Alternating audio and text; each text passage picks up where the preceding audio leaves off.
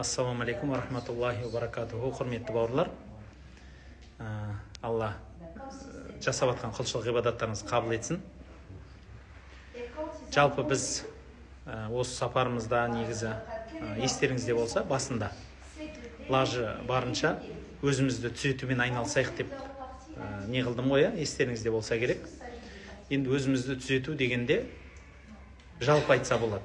Өйткені енді пайғамбарымыз саллаллаху алейхи ва саллям жалпы нәпсімен күрес туралы, өзінің жаман мінездерін тоқтату туралы көп айтатын. Ол енді жалпы мағына. Дегенменен осы мағыналардың ішінде адамды суреттеу туралы Құранды іздедім да бүгін. Сөйтсем, адамды 8 сипатпенен жамандаған екен Алла тағала. Жамандағанда қалай? Ескерткен да. Осы 8 сипатты адам егелейді. Және ол сипаттардың барлығы адамды мақтау сипаттары емес та. Сол үшін айтып жатырмын да. Осы сипаттар Құранда айтылды. Басқа сипаттардың көпшілігі бір жалпы адам баласы осындай деп айтылмаған. Осы 8 сипатты иншалла жайлап өтсек деймін. Енді о 8-ін бәрін бір отырыста емес, бүгін шамам жеткенше бір екеуін айтқым келіп отыр. Ең біріншісі, иннал инсан аксара шайин ва канал инсану аксара шайин жадала деп айтады Құранда. Адам баласы, жалпы адам таласқыштардың ішіндегі ең сорақысы дейді да. Көп таласады, көп ерегіседі, өз-өзін бір нәрсені дәлелдегісі келеді. Неге Алла тағала осыны көбірек айтты? Осы бір мәселе бірнеше жағынан қаралады. Ең біріншісі,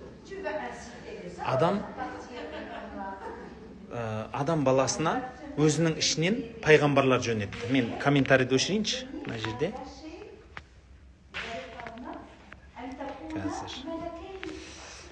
Болды. Енді жалпы адам баласы көп таласқыш деді Құран-ы Кәрімде. Осы көп таласқыштық пайғамбарымыздың тағы да бір суретінде бар. Сендерден әуелгі өткен қауым өздерінің көп таласқыштық себептерінен азапқа қалған деп айтылады.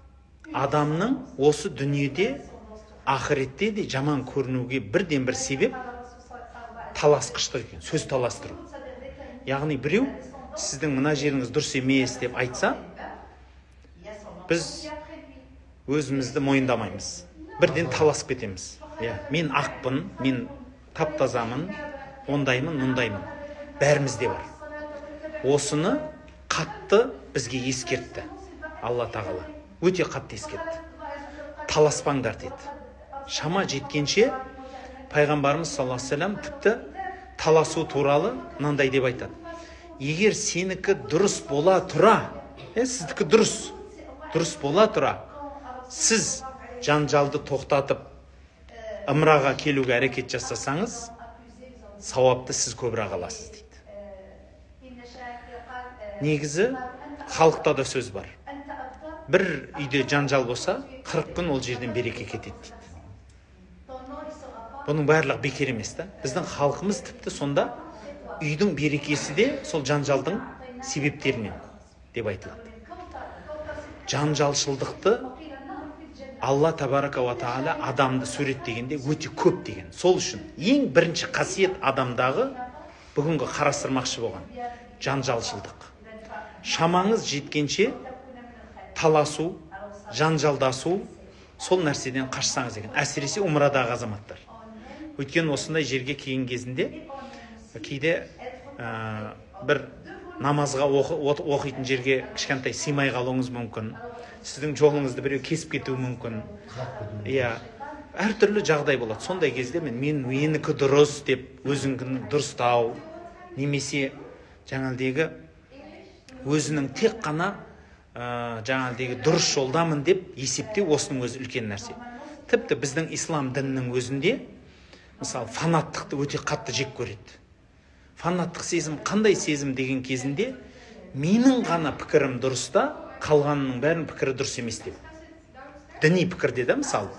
Бұны әсіресе дінге жақында кірген адамдарда әсіресе осы нәрсе болады. Әсіре діншілдік дейміз ғой. Анау өзінікі ғана дұрыс та. Қалған адам намазы қабыл емес, қалған адамның оразасы қабыл емес, қалған адамның садақасы да дұрыс емес, өзі дінді сондай күшті ұстайды, сондай сияқты болып қалады. Бұл өте қате пікір. Сондықтан ең бірінші сол адамның Құран-ы Кәрімде айтқан 8 үлкен сипатының ең біріншісі жидал, талас құмарлық. Сол талас құмарлықтан шамамыз жеткенше қашшақ екен.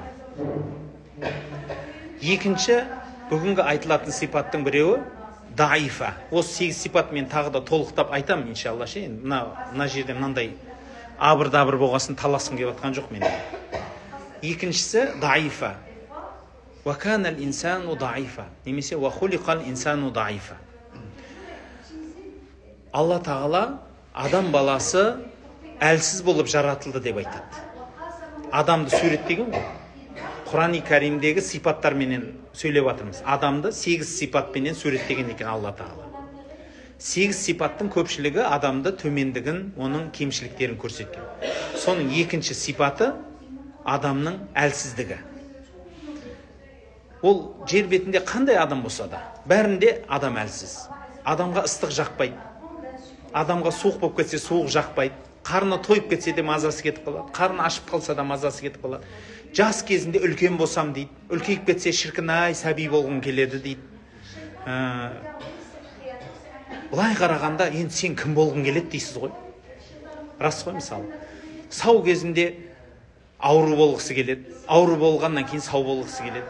Ақшам көп болсын дейді. Ақшасы көп болса, одан да көп болсын дейді. Одан да көп болса, менде еш нәрсе жоқ болғанды жақсы ет дейді.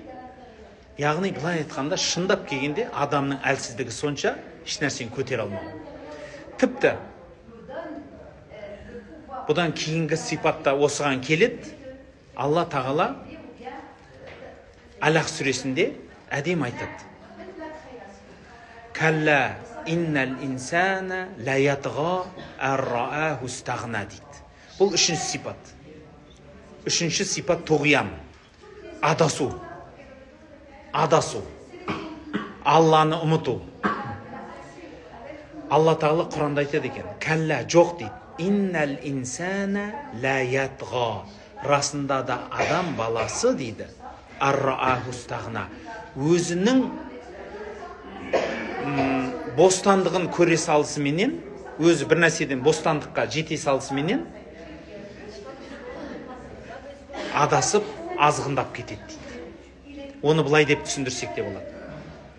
Адам баласы байқайсыздар ма? Өмір бақи бостандық іздейді. Байқайсыз ба? Бостандық іздейді.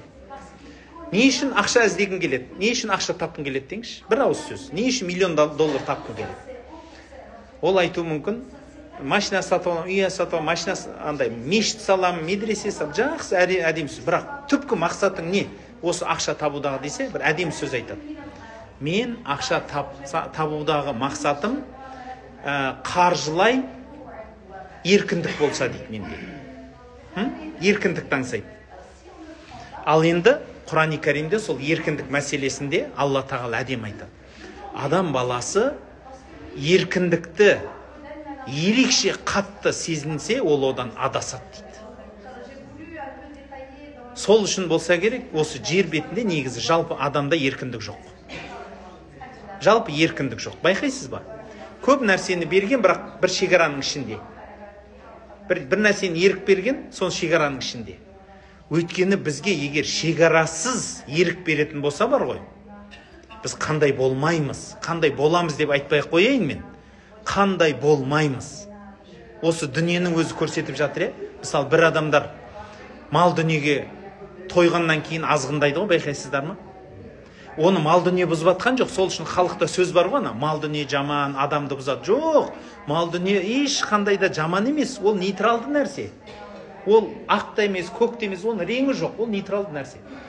Тек қана адам, оның іші сондай да.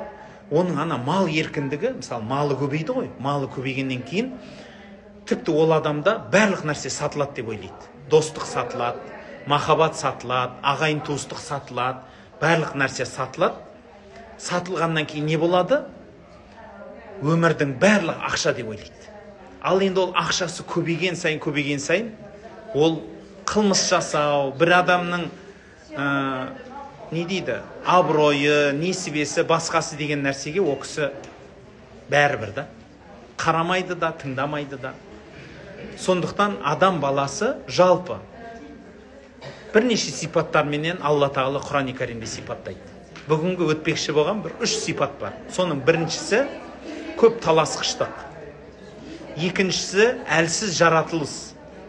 Үшіншісі не нәрсе? Бұзықшылық.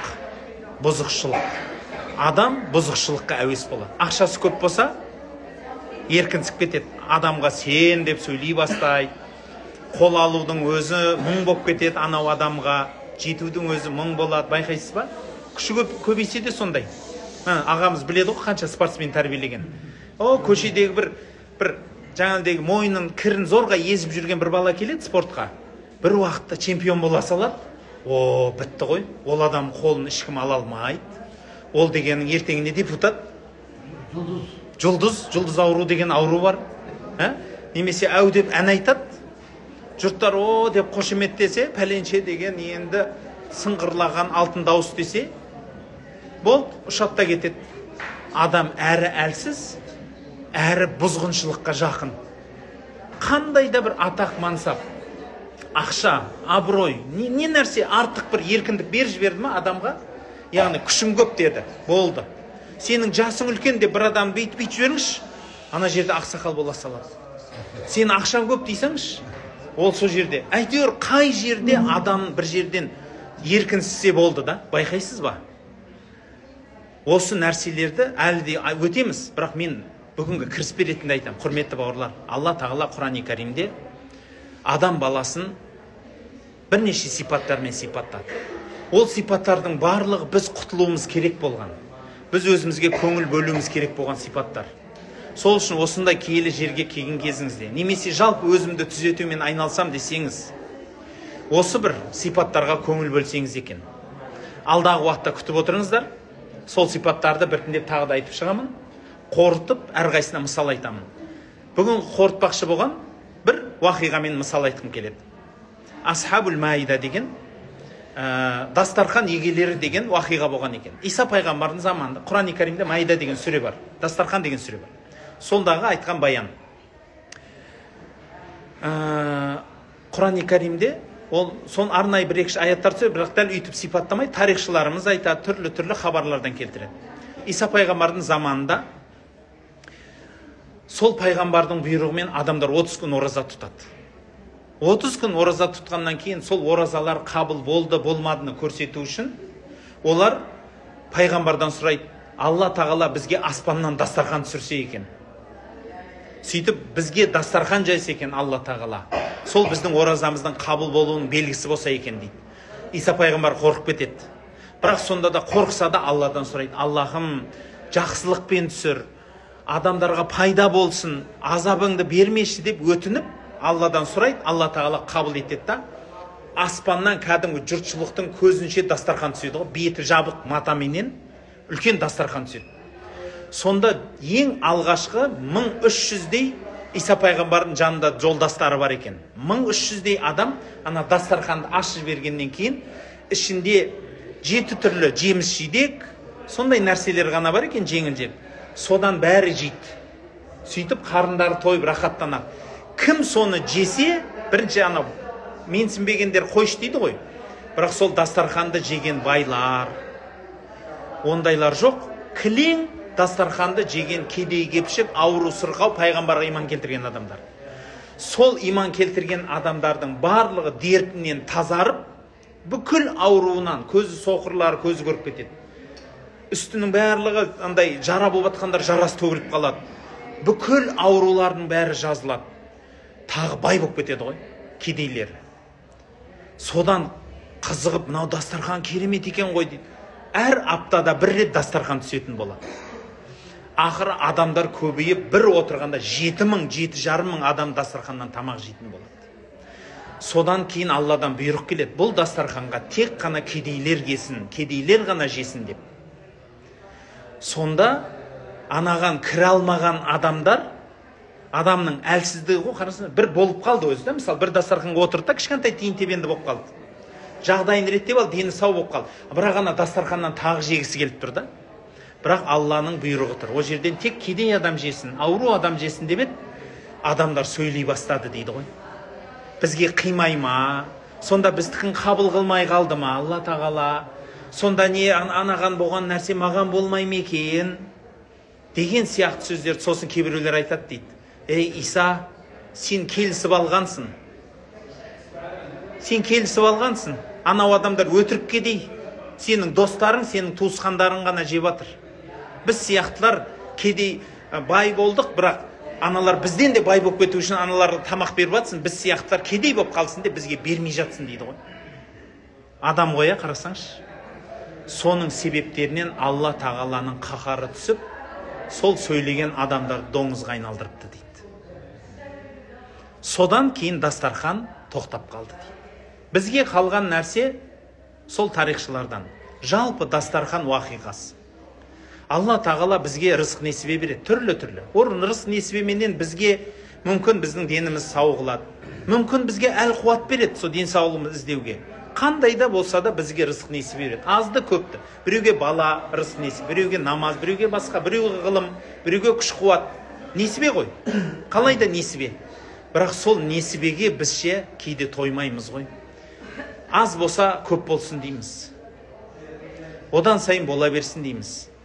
Осы нәрсе сізбен бізді құрдымға алып барады кейде. Себебі адам баласы өте әлсіз, адам баласы азғындағыш, адам баласы таласқыш. Бір нәрсе болып қалса, арғы бетке тұрып қалса, бірден таласа кетеді да, жаңағыдегі анау өздері тамақ жемей қалып еді, дереу таласты да. Деді, ей Иса, сен тек қана таныстарыңды алып келіпсің, біз сияқтыларды шеттетіп жатсың деген сияқты. Яғни ол жерде ол әділеттікті көріп тұр. Бірақ адам баласы кейде өзінің әлсіздігінен, нәпсі құмарлығынан, мүмкін сол жерде атақ, абырой, немесе өзінің менмендігі тұр. Немесе өзінің бір сыйламаған, әшейін анау құда дегенде де анау бізде тойларда анау бір матаға да таласып кетеді құдағилар. Айналдырған бір мата мусорға тассаң шіріп құритын. Сондағы менің китімді бермеді. Мен оған қымбат мата алып барсам, ол маған арзан қытайский мата берді. Ал соғыс, шаш шылу басталады. Мысалы, болмағыр нәрсе. Кейбіреулерге мысалы, құда деп мені сыйламай, маған жамбас бермеді дейді. Өткенде бір кісі ренжіп отыр, ерінен шығарып. Неғыл десе, мен құдамның үйіне құдамын деп барсам дейді. Адам көп қой ана жерде ше. Мені төрге шығармады, маған жамбас бермеді дейді. Ей, сен жамбас беруге шамасы жетпей жатыр, адам көп. Адам өліп жатыр мына жақта десе, мен құдамын ғой дейді. Яғни адам баласы осы өзінің құрметін өзі осылай жоғалтады. Өзіне артық нәрсені талап етеді. Маған андай бер, маған мұндай бер, байлық бер, басқа бер деп. Құдай сақтасын. Құрметті жақсылар. Ұзын сөздің түйіні, мынандай киелі жерге келдіңіз. Немесе жалпы өзіңіз түзетумен айналысып жүрсіз. Сізге айтатынымыз, көп таласуды. Әлсіздік деген адам өзінің күш-қуатын түсінуді, мойындай білуді. Және де бізге кішкентай сол әлсіздігімізге жараса қуат келсе, азғындап жолдың шетіне шығып кетуімізді Алла тағала ескертіп қойған сияқты. Сол ескертулерді көңіл бөліп, өзімізді түзетумен айналыссақ екен. Шамамыз жеткенше осындай жерлерде осы бір жаман әдеттерден айырылып, шамамыз жеткенше осы бір нәрселерді түзетуге ден қойып көңіл бөлсек екен дегім келеді. Тыңдағандарыңызға рахмет, Алла разы болсын. Құлшылық ғибадаттарыңыз жалпы қабыл етсін.